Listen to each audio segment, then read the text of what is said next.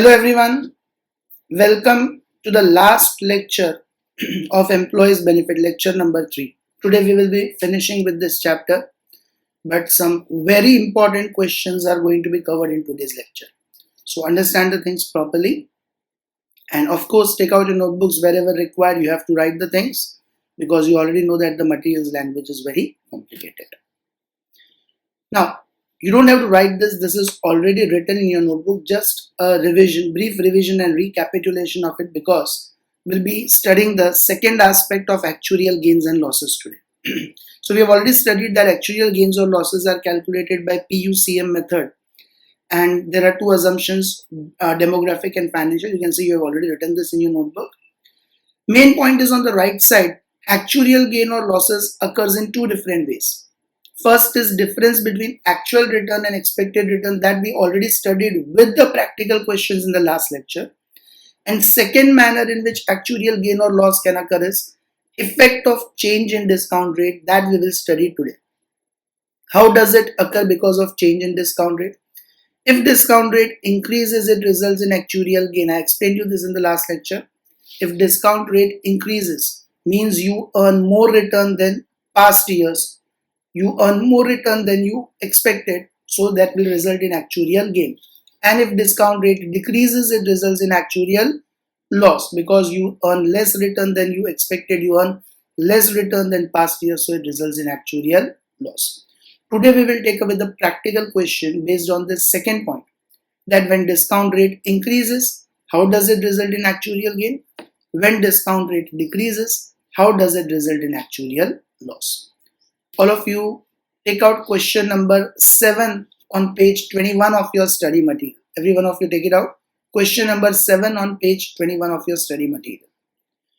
Indigo Limited estimates that under a gratuity plan, Mr. Rajiv, who joined the firm on 1st January 2006, will be entitled to gratuity of rupees 5 lakhs on his retirement after 10 years. See, he is going to get rupees 5 lakhs for his retirement after 10 years. Means every year what amount we have to provide for his gratuity? 5 lakh divided by 10, 50,000. Roughly, we'll have to provide, of course, less amount, because 50,000, as we studied in the last lecture, that I think 8,000 or something like that. We require 50,000 after 10 years. Okay, current year's contribution 50,000 is what we require after 10 years. So if we invest that amount, then lesser amount will be kept aside in the current year, which will become 50,000 in 10 years.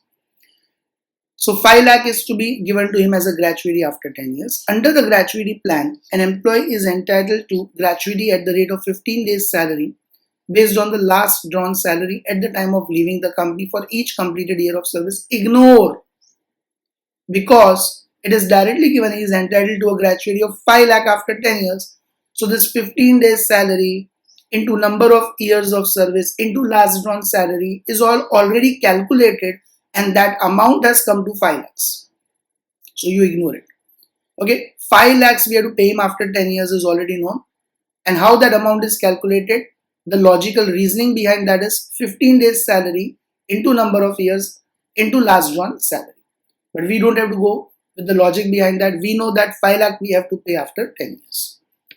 Calculate the present value at the balance sheet date. This is first answer we want to calculate. Present value at the balance sheet date means 50,000, which is required for every year after 10 years. What will be its today's value? Present value means today's value at the balance sheet date on 31st March every year.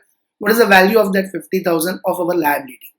Okay, so find the present value or at the balance sheet date means today's value of that liability of 50,000 for every year, which we have to pay after 10 years. By 50,000, 5 lakh divided by 10. Second, we have to find also actuarial gains or losses for each of the 10 years. Now I told you just now, today we are studying which aspect.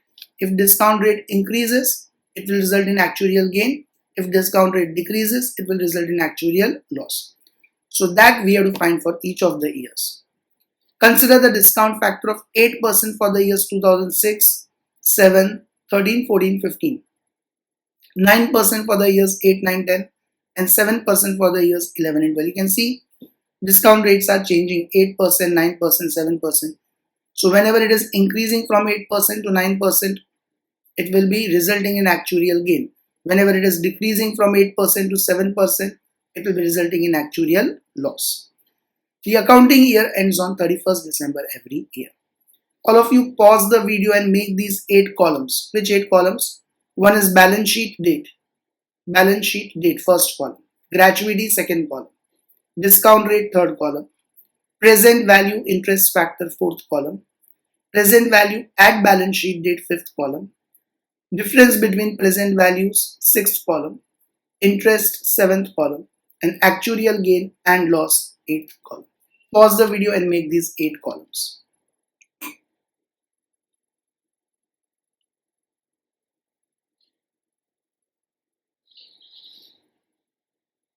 I hope you all would have done with the columns now. Be attentive. What are the balance sheet dates? See, he joined the firm on 1st January 2006. Look at the question's first sentence. Do you all find that he joined the firm on 1st January 2006? That means the balance sheet dates will be 31st December 2006. Why 31st December? Look at the last sentence. In bracket, what is given? The accounting year ends on 31st December every year. Accounting year doesn't end on 31st March, but it ends on 31st December. So if he joined on 1st January 2006, then from that year onwards, what will be the balance sheet dates? All of you write down. 31/12/2006, 2007, 2008, 2009, 2010, 11, 12, 13, 14, 15. These are the 10 years. You can count it. 6, 7, 8, 9, 10, 11, 12, 13, 14, 15, 10 years. Pause the video and write these 10 balance sheet dates. I hope you all would have written it. Now, gratuity amount for every year, as we discussed. 5 lakhs is we have to pay after 10 years. So 5 lakhs divided by 10, 50,000 we have to manage every year. So all of you write down gratuity 50,000 in all the 10 columns, all the 10 rows rather. For all the 10 years, all of you write gratuity of 50,000. Pause the video and write it down. Now, look at the rates of discount. For 2006, you all can see is 8%. For 7 also, it's 8%. Okay, and then you can see 8, 9, 10, it is 7%. Okay, 2006, first 2 years, it's 8%. Then 8, 9, and 10, it's 7%. Then after that, 11 and 12, sorry, 8, 9, 10, it's 9%.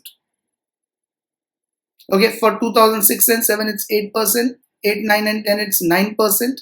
Then 11 and 12, it's 7%, and 13, 14, and 15, it's 9%. All of you write down the discount rates appropriate.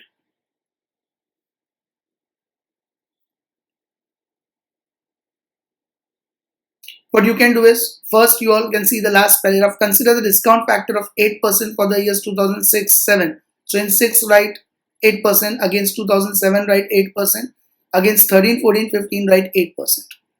Then you write 9% against 8, 9, and 10. And then you write 7% against 11 and 12. Pause the video and write it down. I hope you all would have written it. Now, how would you find the present value interest factor? All of you be attentive. You can use the tables. All of you, I hope, would have collected the time value of money tables from the class. Now, 31/12/06, what amount we keep aside will actually not stay invested for 10 years, but for only 9 years. We studied this point in last lecture also, that for 5 years the gratuity was to be kept aside. So we never counted 5 years, we counted 4 years only, if you refer to the solution done in the last lecture. Here also 31/12/06, at the end of the year, if you keep aside 50,000, then you can count that 2006 is already over. So if you require any money by 31/12/2015, then 7, 8, 9, 10, 11, 12, 13, 14, 15, 9 years only the money is going to stay invested, because you are not investing in the beginning of the year. You are investing at the end of the year. When you make profit and loss account, you keep the amount aside. So though the period is 10 years, first amount will stay invested for only 9 years, and the rate is 8%. Look at time value of money table, everyone. 8% and 9 years intersected 0.500. You all can see that. So exact factor is 0.5001. Okay, if you count in calculator, then 8% means do 1 plus 8%. Do you all get 1.08? I repeat, 1 plus 8%. You all will get 1.08. Now you do 1 divided by 1.08 9 times. Means 1 divided by 1.08 raised to the power 9. So 1 divided by 1.08, divide by 1.08, divide by 1.08, divide by 1.08, divide by 1.08, divide by 1.08, divide by 1.08, divide by 1.08, divide by 1.08. Do it 9 times. 1 divided by 1.08, divide by 1.08, 9 times. You get 0.5001. In case in exams, the time value of many tables of present value is not provided, you can do in calculator also on your own. In bracket, what I have written that 9 is for 9 years. Because you don't get mistaken, so I have written that in bracket. You need not write it. The factor is 0.5001. In bracket 9, what I am showing is that we have not calculated 8% in 10 years. We have calculated 8% and 9 years. Same way now, next will be 8% and 8 years. You all can see 0.540. If you count it exactly, then 1 divided by 1.08, divide by 1.08, divide by 1.08, divide by 1.08, divide by 1.08, divide by 1.08, divide by 1.08, divide by 1.08. Now I will not tell this every time. I hope everyone is clear with it, right? So that would come to 0.5402 exactly. Okay, 8% and 8 years. Then 9%. Now the discount rate is changing. 9% and 7 years are remaining. So you see in the table 9% and 7 years intersect at 0.547. And if you count it 1 divided by 1.09, 7 times. 1.09, 1.09, keep on dividing 7 times. Exactly, you will get 0.5470 for 7 years. Then 9% and 6 years. That comes to 0.596. And if you do it exactly in the calculator, 1 divided by 1.09, 6 times. You'll get 0.5963. Then 9% and 5 years, 0.650, you all can see that. And if you do in calculators 1 divided by 1.09, 5 times, you'll get 0.6499. Okay, in bracket 5 is for 5 years. Now the discount rate is again changing. Now we have to do 7% and 4 years. See in the table 7% and 4 years, 0.763. And if you do in calculators, then 1 divided by 1.07, 4 times. 1 divided by 1.07, divide by 1.07, divide by 1.07, divide by 1.07. You'll get 0.7629. Now 7% and 3 years. You all can see 0.816. And if you do in calculator, 1 divided by 1.07 3 times, you'll get 0.8163. Now 8%, again the rate is changing. But 8% for 2 years. That comes to 0.857. And if you do in calculator, 1 divided by 1.08, divide by 1.08. You'll get 0.8573. And then lastly, 8% and 1 year. That comes to 0.926. And in calculator, directly 1 divided by 1.08 will come to 0.9259. Last will be 1. In the last year, 31, 12, 15, you keep aside 50,000 and you require 50,000. Its value is 50,000 only. In the last year, you have to keep aside 50,000 only to give him 50,000 immediately next day. So last year, the present value is going to remain 1. Means 31, 12, 15 is the date of retirement. And 31, 12, 15 you keep aside. So value on that date is same 50,000 itself. Now, how will you find the present value at balance sheet date? First of all, at the top, all of you write down column 2 into 4. Column 2 into 4. Okay, column number 2 into 4 is present value at balance sheet date. That means 50,000 into 0.5001. 50,000 into 0.5001.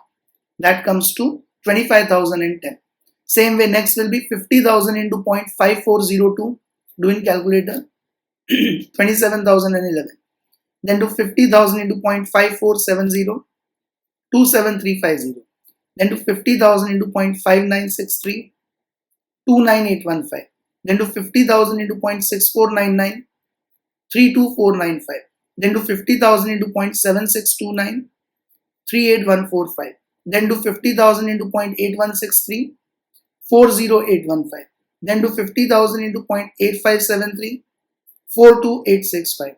Then do 50,000 into 0.9259, 46295. Then do 50,000 into 1, 50,000. So this is how we get the present values at the balance sheet date. This is the first question asked in the question. See at the bottom of your question, what is the first thing asked? Calculate the present value at the balance sheet date. Means 50,000 what we require after 10 years. Our today's liability on 31/12/06 is 25,010 only, because 25,010 we will be investing at 8%. So that amount will become 50,000 after 10 years. If you invest it at 8%, then that amount will become 50,000 after 10 years. So presently our liability is not 50,000, it is only 25,010. Same way, what are the liabilities on 31/12/07 till 15? 27,011 and so on up till 50,000. Now, difference between present value means that 25,010 and 27,011's difference. Okay, so 27011 minus 25010, 2001 means your liability is increasing next year by 2001. Next year again, all of you do it. 27350 minus 27011, 339. Then 29815 minus 27350, 2465. Then 32495 minus 2985, 2680. Then 38145 minus 32495, 5650. 40815 minus 38145, 2670. 42865 minus 40815, 2050. 46295 minus 42865, 3430. And 50,000 minus 46295, 3705. All of you can pause the video and write these differences between the balance sheet values.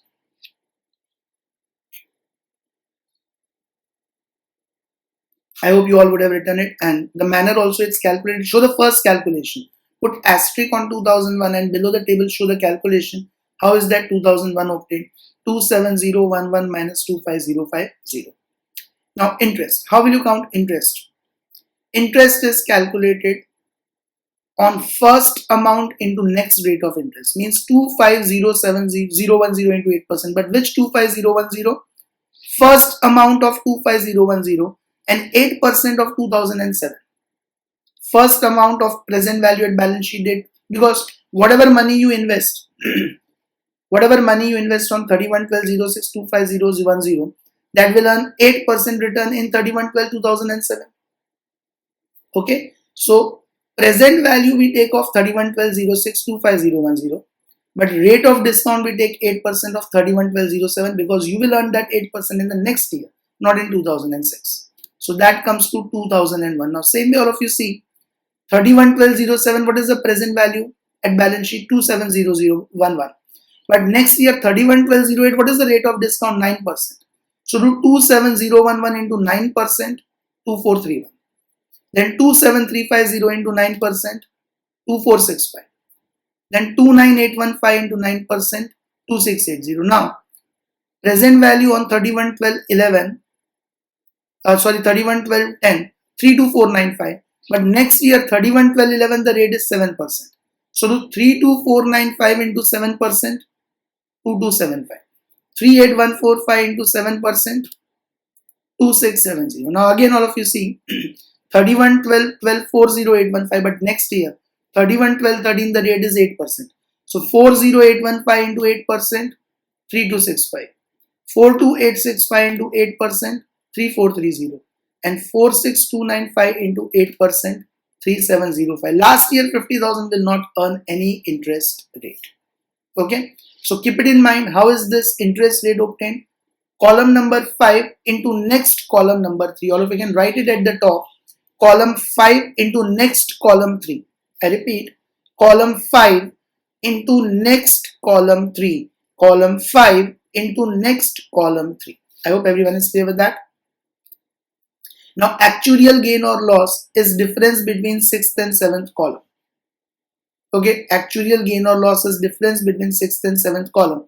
If interest earned is more, then it is gain. If interest earned is less, then it is loss. So above column 8, all of you write 7 minus 6. Column 7 minus column 6.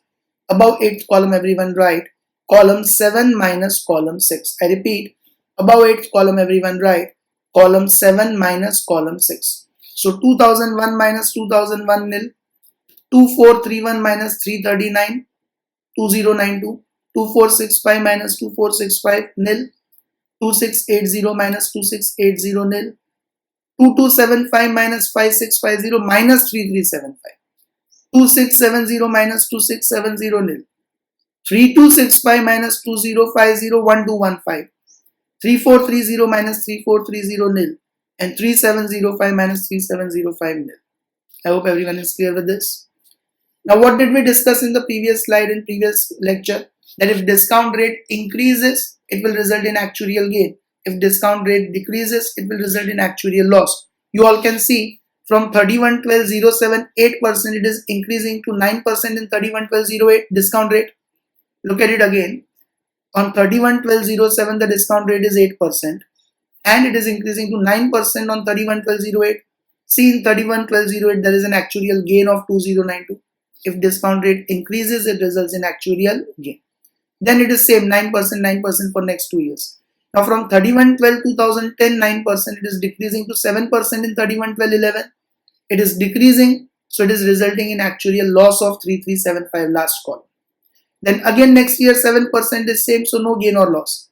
Now 3112 7%, but 3112 8%, again it is increasing to 8%, so actuarial gain of 1215 in the last column. In short, what do we conclude? The table shows that, all of you write this in your notebook as a conclusion below the table.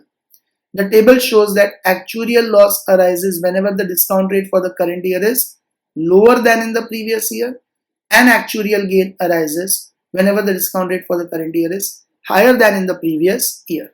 No actuarial gain or loss arises when there is no change in discount rate. In MCQs it can be asked, so remember this, and with this practical question I'm sure you all will remember. If discount rate increases, actuarial gain. If discount rate decreases, actuarial loss. So question 7 is over. All of you be attentive further. This we already studied in the last lecture, so you don't have to write it. Be attentive. We studied that defined benefit plan results into planned liability and planned asset. Provision is to be made for defined benefit as well as investment is to be made for to generate returns, that is your planned asset. And we discussed that 6 things are to be charged to profit and loss account: current service cost, interest cost, return on plan assets, actuarial gains or losses, past service cost, and curtailment or settlements, right? Now first 4 things we studied in the last lecture. We studied current service cost, interest cost, return on plan assets, and actuarial gains or losses. 5th and 6th point are remaining. So in your notebook, all of you give the heading past service cost. Now what is this past service cost? Understand it. Suppose an employee is already in the firm since 2005. Okay, listen to it carefully. Employee is already working with the company since 2005.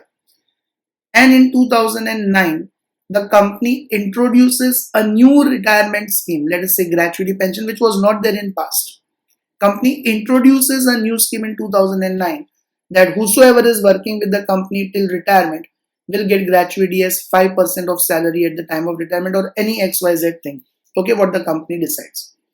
Now, company introduced this scheme in which year? 2009. But the employee is working with company since which year? 2005. So now company will have to give him gratuity for 2005, 6, 7, 8, those 4 years also. But you start providing the money from which date? 2009, because you introduced the scheme only in 2009. So here the company will have past service cost. Means company will have to provide the amount from 2009 also, plus extra amount for 2005, 6, 7 and 8. Because for past 4 years the employee is working, and now the company has to give him the gratuity for those past 4 years also whenever he retires. So when does the past service cost arise? Whenever the company introduces a new scheme of post-retirement benefits, then whatever employees are working in the company since past, for all those employees, past service cost will arise. Second situation when it can arise. 2009, the company introduced that you will give them 5% of retirement salary as gratuity for every year of service. In 2015, company made that 5% as 8%. Company said, now we will not give 5%, now we will give 8%. Because company is earning good profits because of employees and looking at the loyalty of employees, company decided, and comparing with the industry standards, government norms, etc., whatever may be the reason, but company decided instead of 5%, now they'll give 8%. So now what will happen in 2015? Since 2005, you have been providing only 5%. 2015 onwards, obviously, you will provide 8%. But for all those past 10 years, 2005 to 2014, now you will have to provide extra amount of 3%. That is again past service cost. So in two situations, past service cost arises. Situation 1, when you introduce a new retirement scheme, for all the past years you have to give the benefit, so it arises. Secondly, existing scheme is already there, but you increase the benefit in that scheme. Scheme is already running since 2009, but you increase from 5% to 8%. So write down in your notebooks, past service cost arise when an enterprise introduced a defined benefit plan. So whenever you introduce a plan, for all the past years also you have to give the benefit. Or second, it arises when the enterprise changes the benefits payable under an existing defined benefit plan. And particularly changes means it increases. If it decreases, it will not result in past service cost. In fact, the benefit will go down. Changes, particularly which change increase. If you increase the benefits payable under an existing defined benefit plan, in two situations it arises. Now what we are supposed to do? In 2009 you introduced it. So 2005, 6, 7, 8. 4 years extra past years service cost we have to provide. We will not provide that in 2009. If employee is retiring in 2020, we will amortize that amount, write off that amount by straight line method from 2009 to 2020. So if last 4 years extra amount comes to, let us say 1 lakh rupees, we will divide it by remaining 12 years. And 1 lakh divided by 12, whatever amount it comes to, 8,333 or whatever amount it comes to, that much we will keep aside every year extra. So past 4 years contribution will be met over the next 12 years. That way. So in measuring its defined benefit liability, enterprise should recognize the past service cost as an expense on a straight line basis over the average period until the amount becomes vested. Okay, in simple language you can remember, you have to amortize it over the remaining years. I repeat, you have to amortize. Amortize means write it off over the remaining number of years. Whatever is the past service cost, you can write this also in your notebook. It should be amortized or written off over the remaining number of years. Okay. So I hope everyone is clear with the fifth point also. We'll see the practical questions today based on that also, don't worry. Lastly, remember this one more thing. We studied that accounting for post-retirement benefits and long-term employees benefits is same. But past service cost is the only place where the accounting differs. So it is very important from MCQ point of view to know this. Normally we studied that post-employment benefits and long-term retirement benefits, long-term employees benefits, the accounting is same. But past service cost is the only place where the accounting differs. What we do in post-employment benefits, we amortize it over the remaining number of years as we discussed right now. But write down this in your notebook.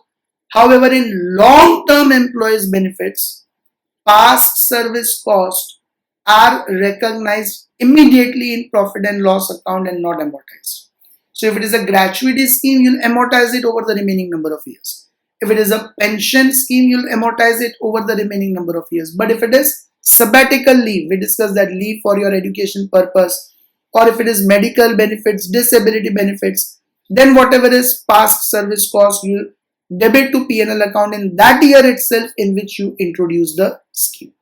So this is one very important point from MCQ point of view, that in post-employment schemes, past service cost is amortized over the remaining number of years, but in long-term employees benefits, past service costs are recognized or debited to P&L account immediately in the year in which you introduce the scheme or you increase the benefit.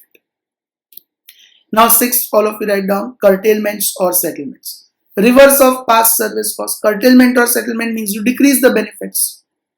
Curtailment or settlement means you decrease the benefit. Curtailment means you decrease the benefit. Settlement means you tell him that in the next 5 years we will be giving you every year this much amount. Let us say it comes to 50,000, you take 30,000 today and leave.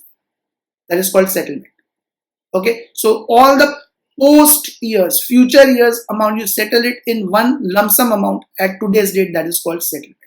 Curtailment means you decrease the benefit. Settlement means you all the future amounts you accumulate and some lesser amount you settle in the current date.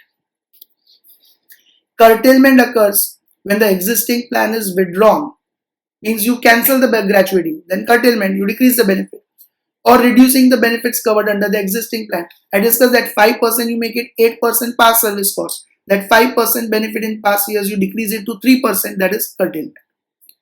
Settlement occurs when lump sum amount is given in place of all future benefits. And in the event of curtailment or settlement, the profit or loss should be recognized immediately in P&L account. What is the accounting to be done? Immediately on that date, you will debit that amount to P&L account if it is curtailment or settlement. Okay. So all of you write down, pause the video and write down these things in your notebook. Then we take up with the practical questions based on periodic cost of defined benefit plan. Pause the video and write it down.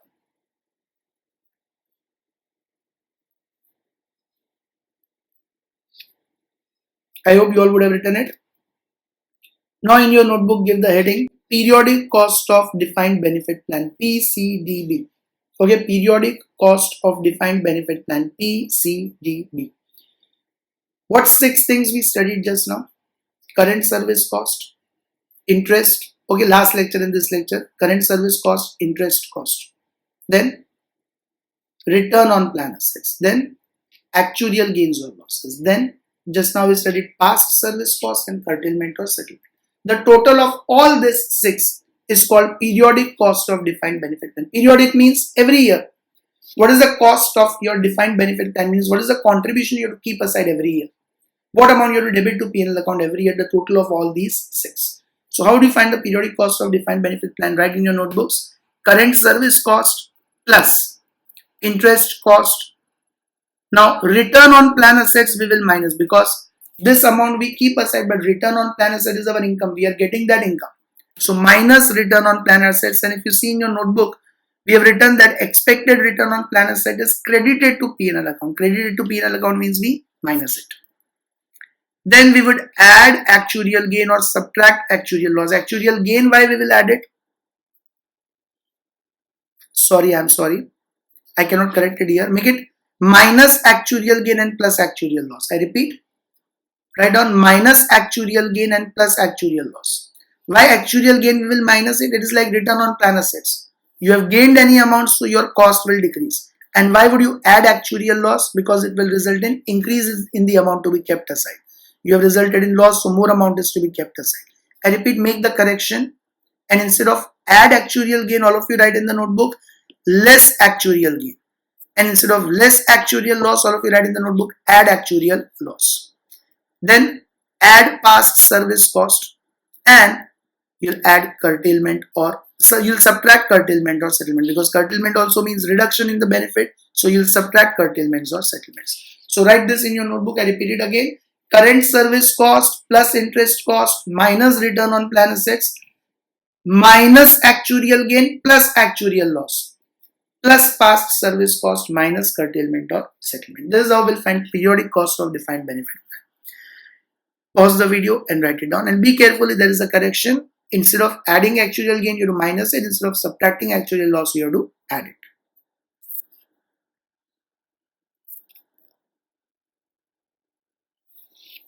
I hope you all would have done it. Now be attentive. Look at question number 9 on page 22 and mark it very important. It's the most difficult and comprehensive question in your chapter. Question 9 on page 22.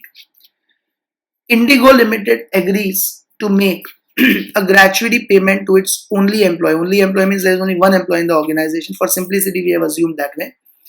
Mr. B. The name of that employee is Mr. B. At the time of Mr. B's retirement, this arrangement was begun on January 1, 2005. Okay, means we decided to give him gratuity from January 1, 2005. And Mr. B plans to retire at 31st December 2012. So 2005 to 2012, we have to keep aside the amounts. when his salary is expected to be 80,000 per year. When he retires on 31st December 2012, at that time his salary will be 80,000 per year. Specific provisions of the gratuity plan are as under: A. Originally the plan called for a single payment of 10% of Mr. B's terminal, means retirement salary at the time of retirement, per year of service rendered, beginning from January 1, 2005, but effective from January 1, 2007, this performance was increased to 12%. What does this mean?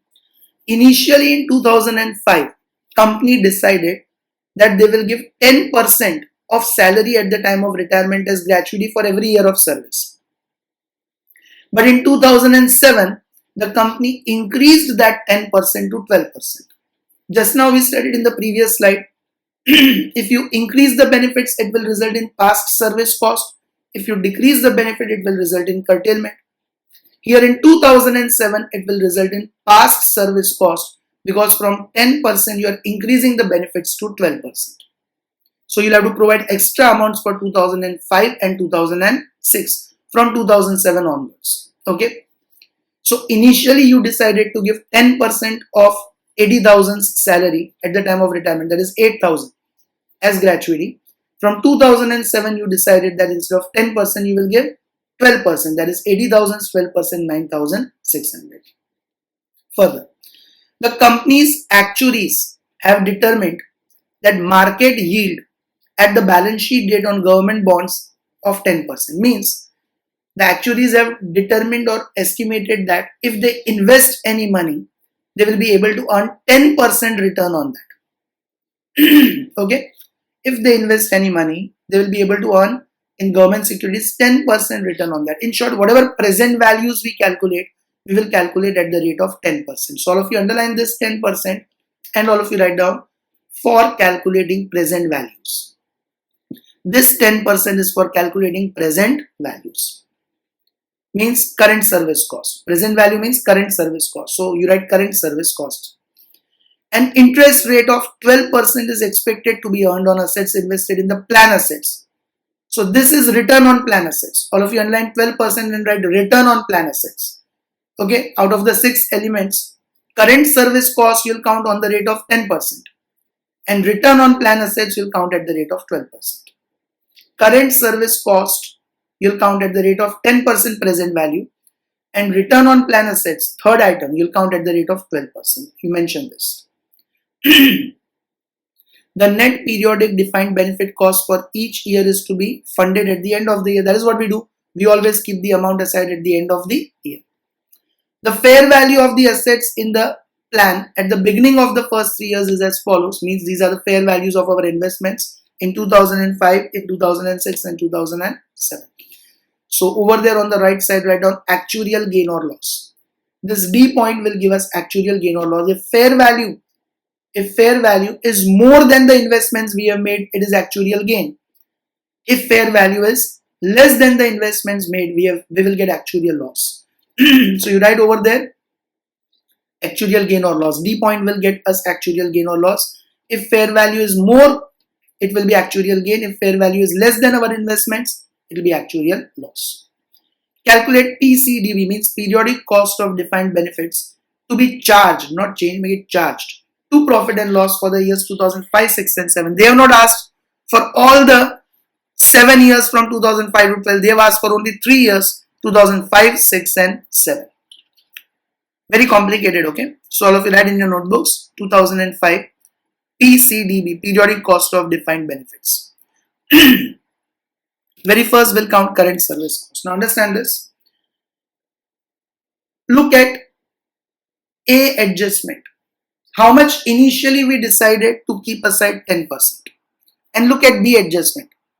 What is the present value interest factor for current service cost we have to calculate? The government bond gets the yield of 10%. So how will you find that? Now in 2005, whatever amount you keep aside, we need in 2012. So 5 is already over. Means the amount will stay invested for how many years? 6, 7, 8, 9, 10, 11, 12, 7 years. The amount will stay invested for how many years? 7 years. So how will you count the present value? 10% and 7 years 0.513. All of you can see in the table, 10% and 7 years 0.513. Alternatively, what did I tell you? 1 divided by 1.1 raised to the power 7. Why? As per adjustment B, 10% return is to be calculated on present value. Current service cost will be calculated taking 10% government bonds yield. So 1 plus 10% is 1.1. Doing calculator, 1 plus 10%, that is 1.1. And then, as I said, 2005 at the end, you keep aside, it'll stay invested for 7 years. So doing calculator, 1 divided by 1.1, divide by 1.1, divide by 1.1, divide by 1.1, divide by 1.1, divide by 1.1, divide by 1.1, 7 times. You'll get 0.5132. So how will you calculate current service cost? 80,000 into 10% into 0.5132 4105. What is this 10%? Because originally in 2005, as per adjustment A, we decided we will keep aside 10%. So 80,000's 10%, we have to keep aside 8,000 rupees. But 8,000 is what we need after 7 years. So what will be its today's value? Into 0.513 to 4105. In short, 4105 you keep aside and you keep earning 10% return every year. It will become 8,000 rupees after 7 years. Now, being the first year, 2005 is the first year which you keep aside the amount. We don't have any interest cost. Second item. Why? Because interest you will earn from second year onwards. First year at the end you keep aside the amounts. Also, you don't have any return on plan assets. You have not invested any amount in past. Also, you don't have any actuarial gains or loss, because that will occur once you start making the investments. You don't have any past service cost because the employee is working from 2005 and you gave him the benefit since 2005.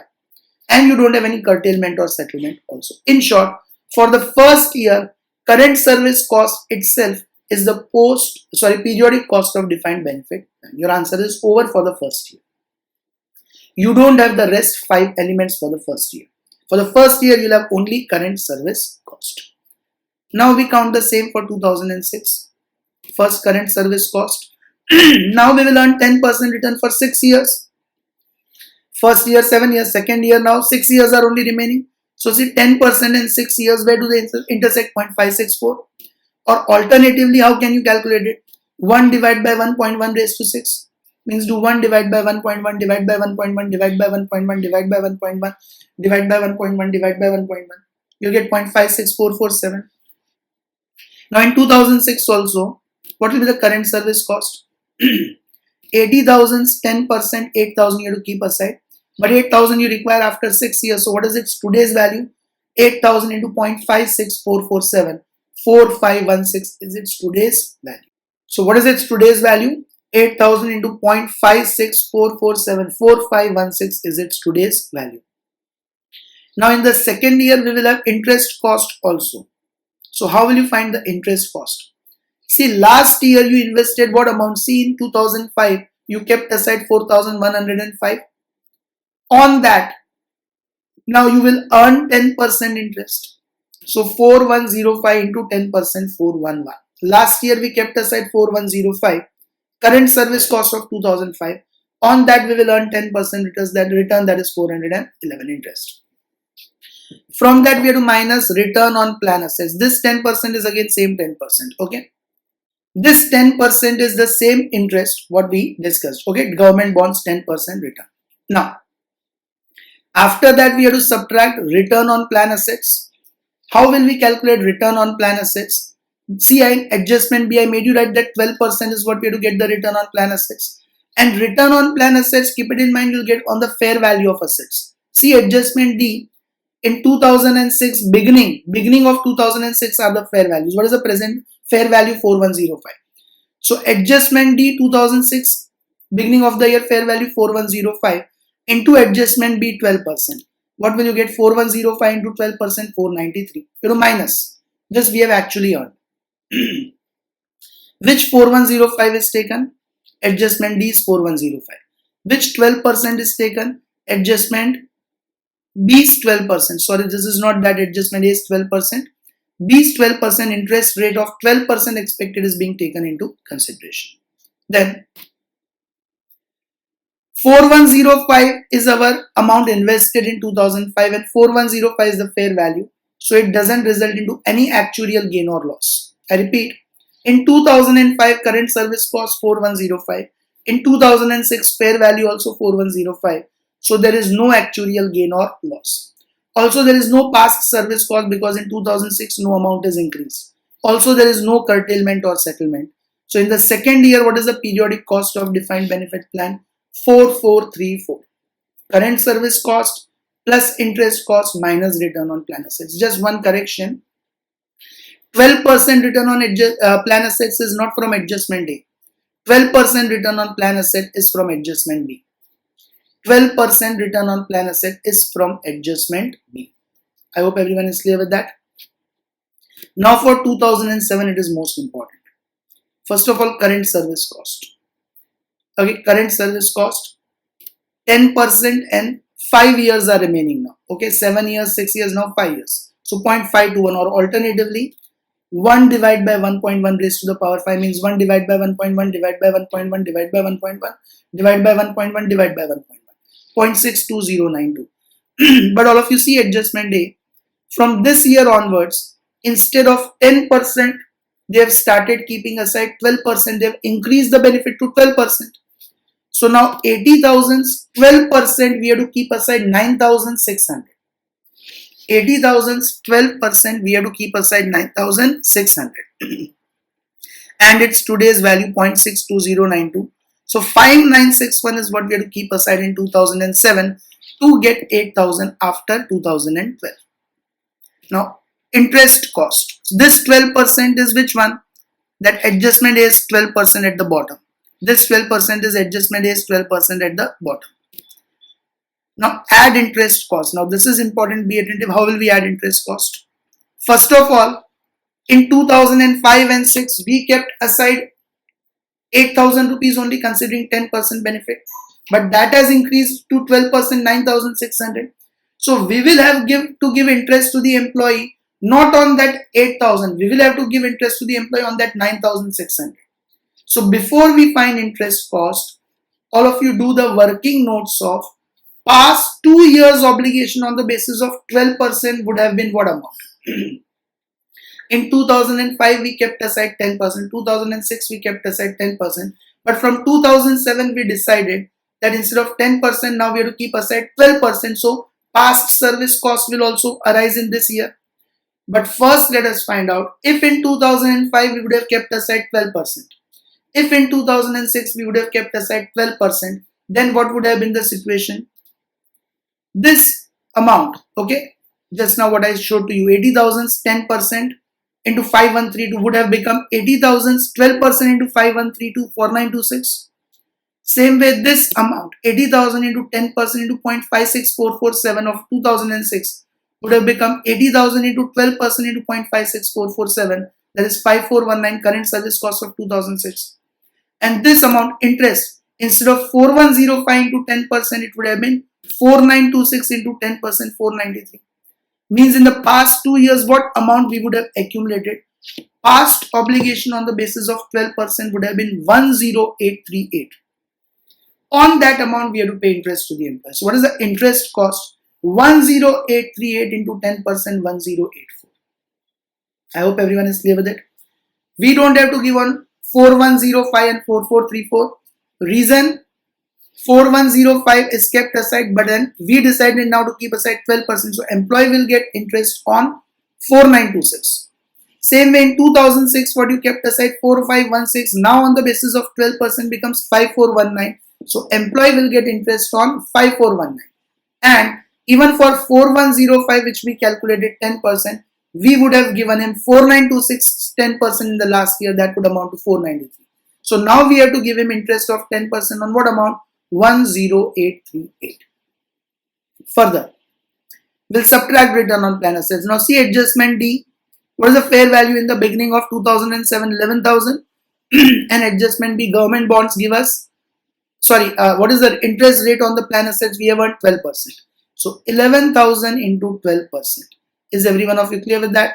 11,000 from adjustment D and 12% from adjustment B. 11,000 from adjustment D and 12% from adjustment B. Now 11,000 from adjustment D and 12% from adjustment B. Make the correction, not adjustment A, adjustment B is 12%.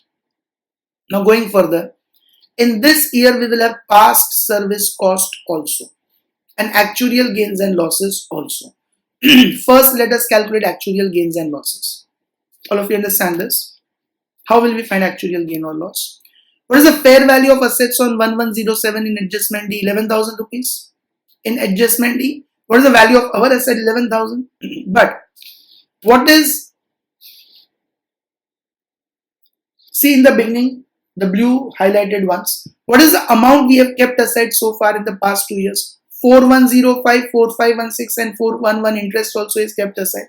So 4105 plus 4516 plus 411. What is our total investment so far? 9032.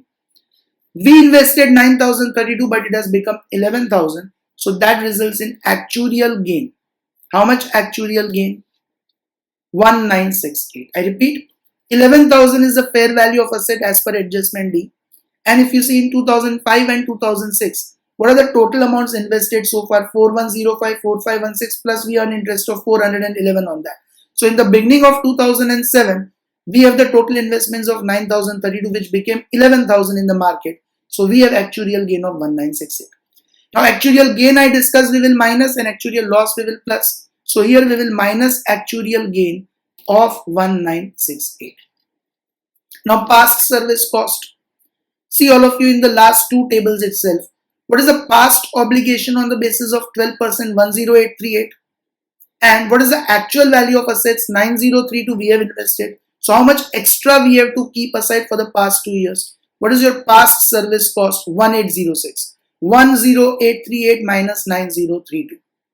That is our past service cost. Because on the basis of 10% we kept aside 9032. But on the basis of 12% we should have kept aside 10,838. So now for the past 2 years, what is the extra amount we have to provide? 1806. I hope everyone is writing it. Wherever required, you can pause the video and write it down, okay? Now this 1806, we have to write off over the remaining number of years after 2007. Including 2007, how many years are remaining? In 2007 also we'll write it off. So 7, 8, 9, 10, 11, 12. 6 years are remaining. 7, 8, 9, 10, 11, 12. So this 1806, what did we discuss? Past service cost will be amortized over the remaining number of years. This 1806 will amortize over the remaining number of years. So add past service cost 1806 divided by 6, 301. 301 now for all the remaining 6 years will keep aside extra amount. If you keep aside 301 every year for the 6 years, then past 2 years extra amount 1806 will automatically get provided and will get that 903 to increase to 10,838. 10% increase to the benefit of 12% for past 2 years also. I hope everyone is clear with that. Lastly, after past service cost, do we have any curtailment or settlement in this question? No, we don't have. So the total of this would be our periodic cost of defined benefit plan 4058. It is very comprehensive. It is advisable that you listen to this question's solution 2 to 3 times to understand it thoroughly well. Further, termination benefits. Now, 4 type of employees benefits we studied in the first lecture. Which ones? Short term, post employment, long term, termination. We have seen accounting for short term benefits in lecture 1. We have seen accounting for post employment and long term benefits in lecture 2. And now in this lecture, the last topic, termination benefits. Termination benefits, we discussed voluntary retirement scheme, if you all remember. So termination benefits, retrenchment compensation. The accounting is very simple. In whichever year you terminate the employee or he leaves the organization, you will debit that amount to P&L account in that year itself. Okay, very simple. Write down in your notebook. Termination benefits are recognized in profit and loss account immediately. However, if they are going to fall due after 12 months at the end of balance sheet date, then they should be discounted. Very less chances. If you already know that the employee is going to get VRS after 12 months, then you discount it. If in the current year only he is leaving the organization, then you immediately debit that amount to profit and loss account. Now we'll solve few questions which are remaining in your study material. Look at question 4 on page 21. This was left out. While X Limited has 500 employees and each employee is entitled to 30 days earned leave each year. Under the scheme, each employee is entitled to accumulate leave. The enterprise allows encashment of accumulated leave when the employee leaves the enterprise. Under the scheme, cash payment is limited to 300 days of accumulated earned leave. How would you deal with the situation? Now, it is a long-term employee benefit because every year you give it, and then whenever he takes that leave, we have to record it in the books of accounts. Or if you write in your notebook, the entitlement for cash encashment of leave should be classified as a long-term employee benefit because it does not fall due wholly entirely within 12 months of the end of the period in which the employees render the related services. Accordingly, the enterprise measures the liability using the actuarial method minus the fair value of any asset, as we discussed in the past one, created to enable the enterprise to settle the obligation when it will arise. Pause the video and write down this answer. Now look at question 10 on the same page, the next page, page 22. In case an enterprise has created a separate trust to administer a defined benefit plan. We discussed that multi-employer plan, you create a trust. Whether or not the assets and liabilities of the trust would appear in the financial statements of enterprise.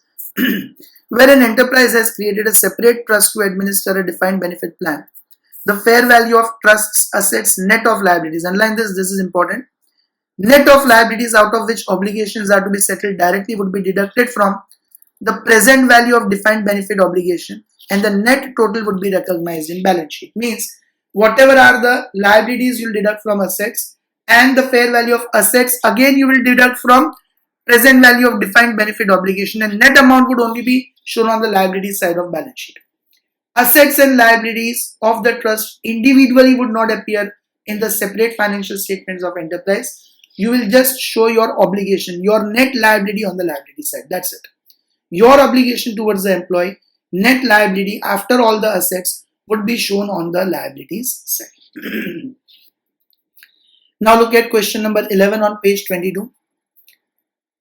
Whether an entitlement to earned leave which can be carried forward to future periods is a short-term employee benefit or a long-term employee benefit. See, where employees are entitled to earned leave which can be carried forward to future period, the benefit would be short-term benefit provided the employee is entitled to either encash or utilize the leave during the 12 months after the end of the period when he became entitled to the leave and is also expected to do so. So if after your current years is over, next 12 months if he is expected to take the leave or encash it, then it is short-term employee benefit. And how will you decide that? You will take the pattern in the past into consideration. The behavior of employees in past will be taken in consideration.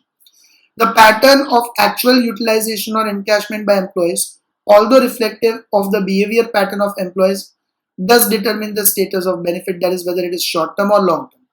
And the categorization in short-term or long-term employees benefit would be done on the basis of overall behavioral pattern of all employees of the enterprise and not on individual basis. So overall behavior of all employees will be taken into consideration.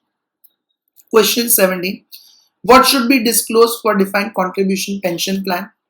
An enterprise should disclose the amount recognized as an expense for a defined contribution plan, expense and liability both.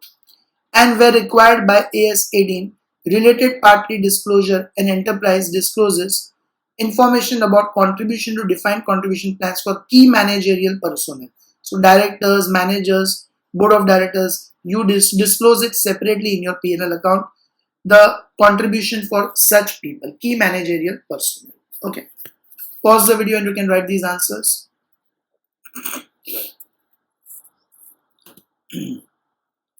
Now question 18 on page 23. What are the components of pension expense for defined benefit pension plan?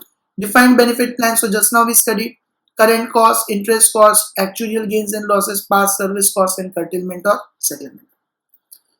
How are the actuarial gains? Question 19 on page 23. How are actuarial gains or losses on pension plans accounted for? Actuarial gains and losses should be recognized immediately in the statement of P&L account as income or expense. So all your theory of employees benefit is over along with practical questions. You all prepare it thoroughly well. Wherever required, you go through the lecture again and again to understand the things. Obviously, This topic is very difficult and complicated even for the students doing chartered accountancy course, CA course. For you people, it's definitely going to be difficult. The languages are complicated, but go through that properly. With this, the chapter of employees benefit gets over. Bye everyone. Take care. See you in the next lecture.